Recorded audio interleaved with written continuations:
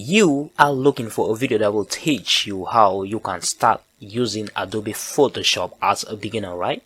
Yeah, you are in the right place, and you can see this thumbnail right here. It's the thumbnail that you click before you get into this video, and right now I'm into Adobe Photoshop. So this is still the recent files that I use. This is still my recent work on how I was creating this thumbnail, you know what I'm saying? So you can see all here, you can see that all these files right here are the ones that I attach. So I will just go in right now, then show you how you can use Adobe Photoshop, show you all the basic steps in which every beginner needs to know before starting on with Photoshop. So you can see that all this stuff right here, I attach everything, I made everything to be this way. And if you are a beginner and you really want to learn a lot about Photoshop, make sure you give this video a like, subscribe, because as soon as I see enough likes on this video and enough comments, I'm going to be making videos on any single thing that I do on Photoshop. So make sure you don't miss that. Okay, so I'm just going to close my Photoshop right here.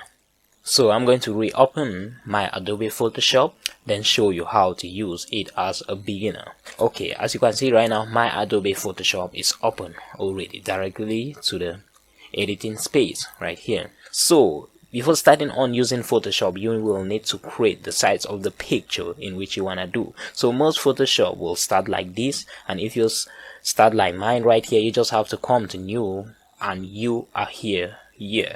Okay, so as soon as you open your Photoshop, it will open like this right here, and if you look at this size right here, you'll see the width, the height, the resolution, and the blah blah blah.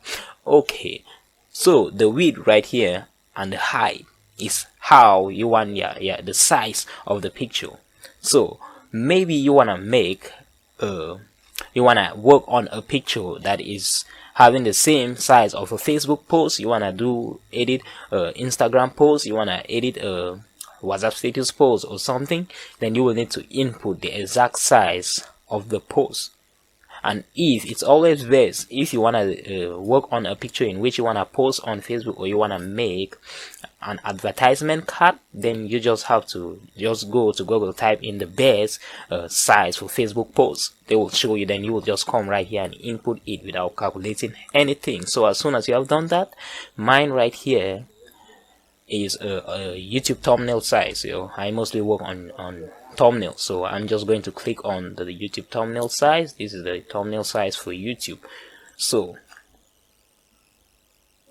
okay, good. So as soon as you open your Photoshop with the size that you created, it will open like mine right here. You see everything is empty. So what is it we are gonna do?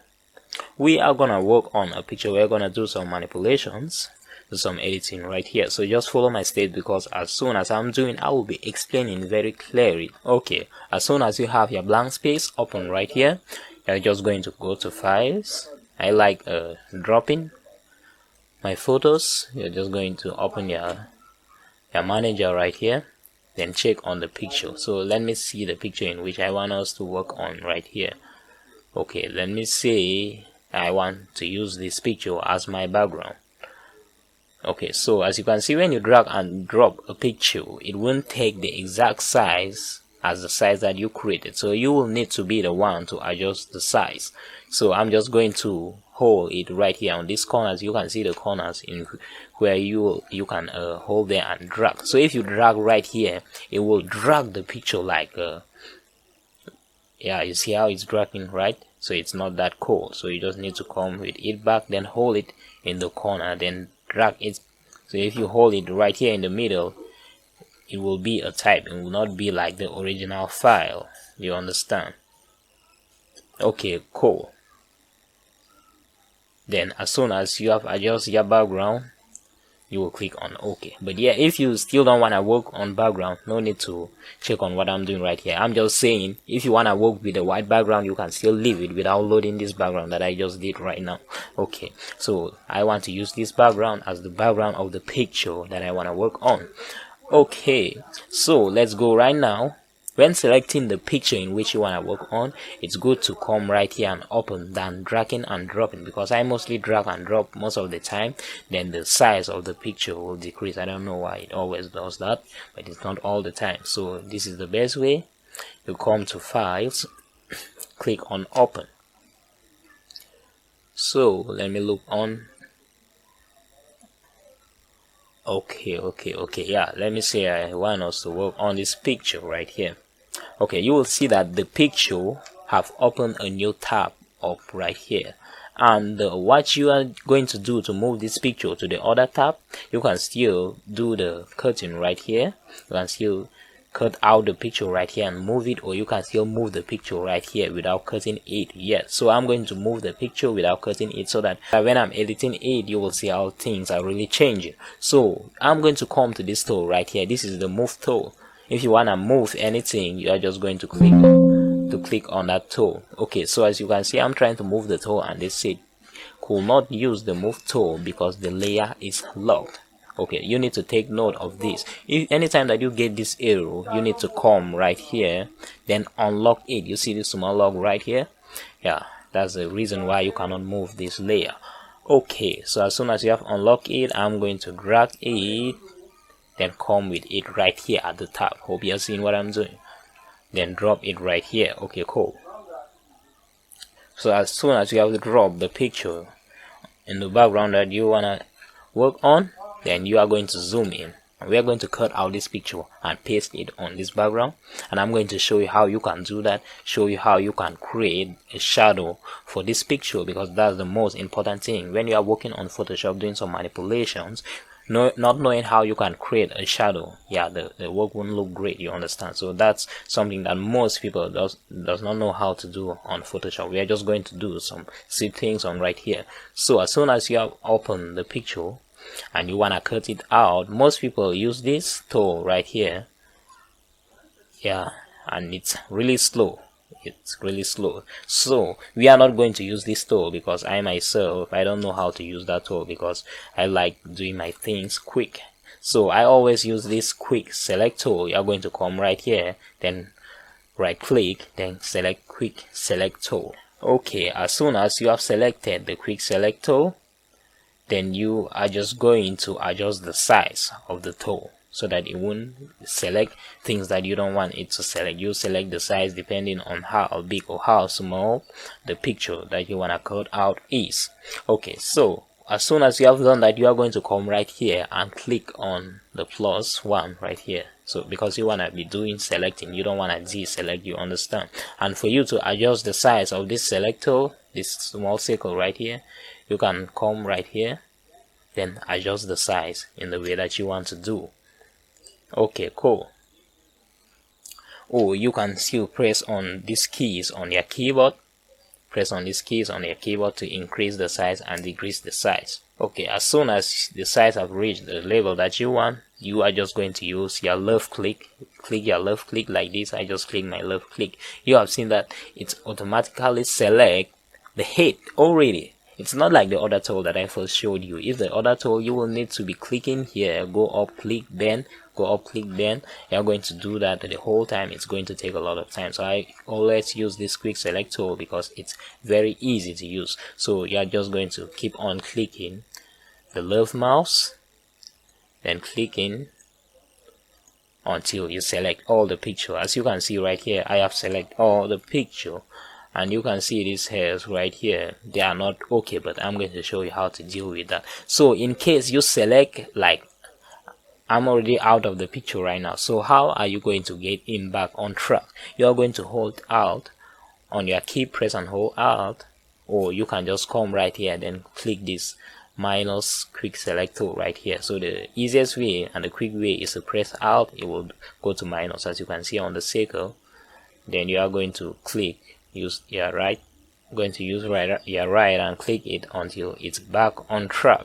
Okay, so as soon as you have done all the selecting and you have zoomed in and everything that you want to select is okay, you are going to come right here which says refine edges.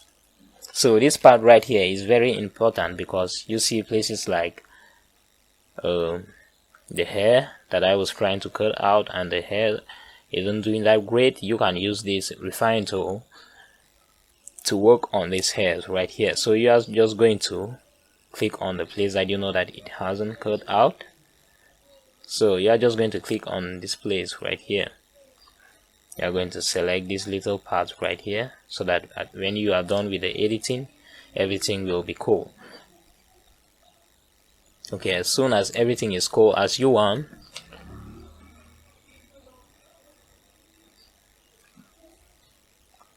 okay, so if you see something like this corner right here, it's not that okay. So you are going to click on right here, you're going to right click, then click on erase. Then you are going to come right here, you're going to erase this place. Yeah, as soon as you have done that, don't mind, everything is okay right here. As soon as you have done that, you are going to come to output tool, then you are going to select new layer with layer mask.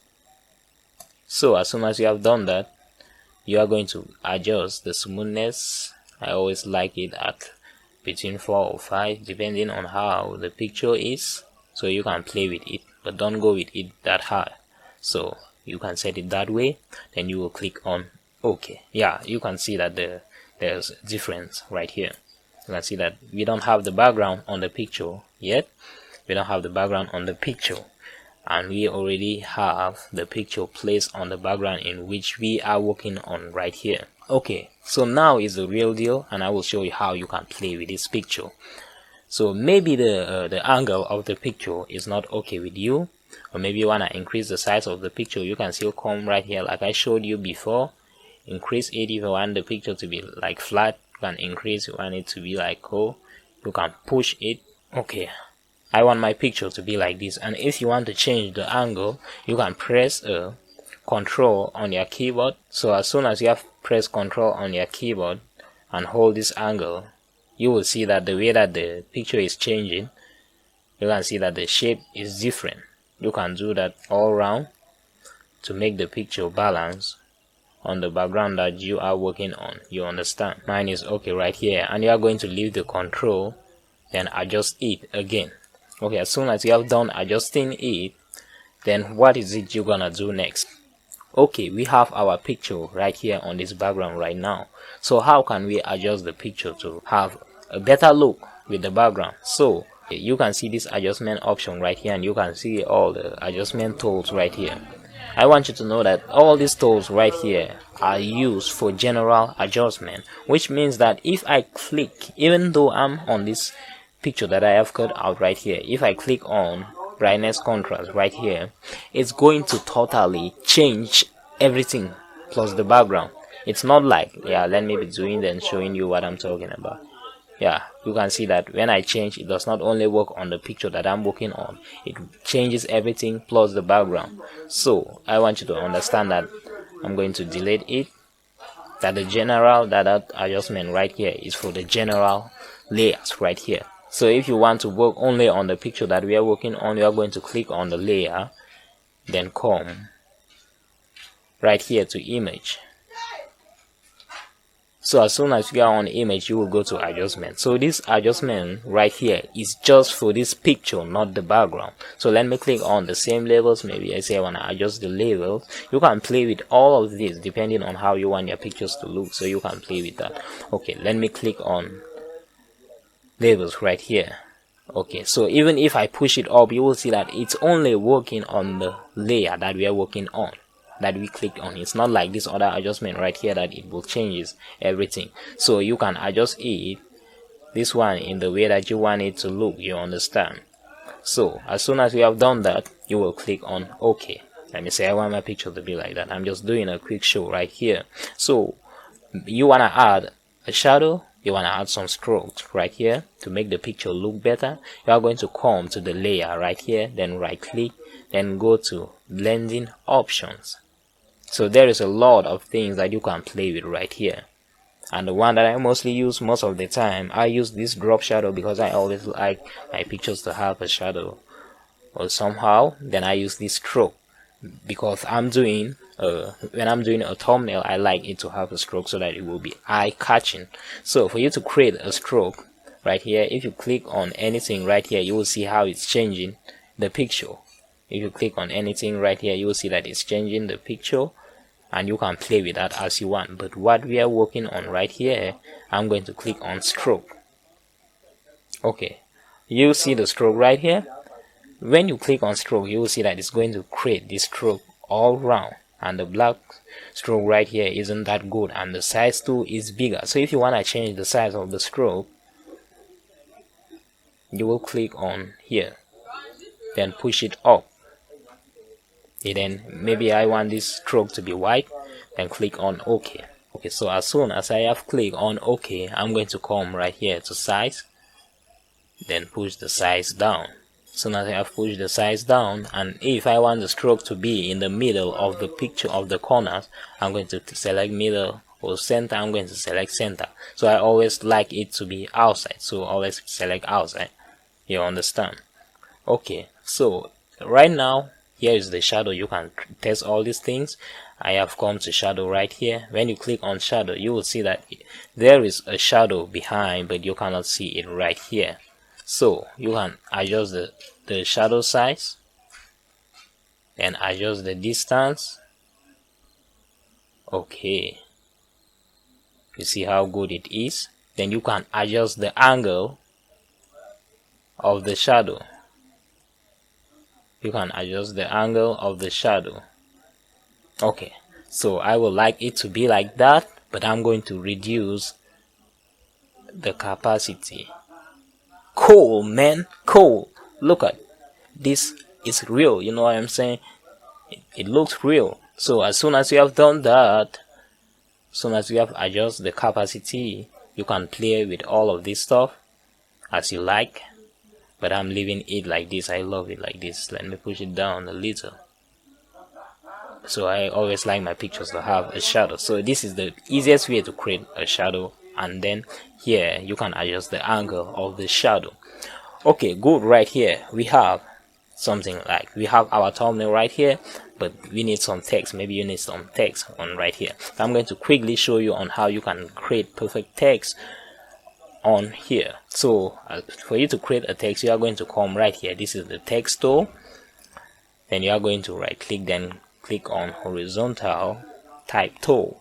Okay, so you are going to press and hold your left key, then drag it to create on the place in which you want the text to be written.